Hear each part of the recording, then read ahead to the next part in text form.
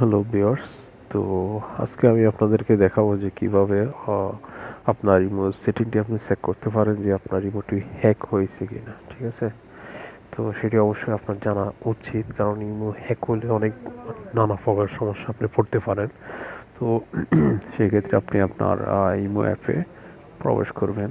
তো কিভাবে এটা হবে আমি সব কিছু আপনাদের দেখাচ্ছি স্টেপ বাই স্টেপ। ওকে, তো আপনার ইমো অ্যাপে প্রবেশ করার পর আপনি উপরে দেখতে পাচ্ছেন যে আপনার ইমোর যে নামটি লোগোটি রয়েছে, ঠিক আছে, অর্থাৎ প্রোফাইল পিকে যাবেন ওখানে।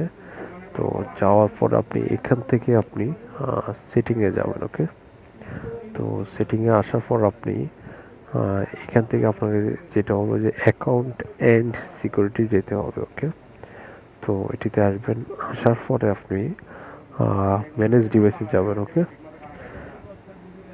ম্যানেজ ডিভাইসে যাওয়ার পর ঠিক এইভাবে আসছে, দেখুন আমার ইমোটি কিন্তু অলরেডি কিন্তু উপরে অনলাইন আছে, অর্থাৎ এই মোবাইল নাম্বারে আমার কিন্তু ইমোটি চলতেছে।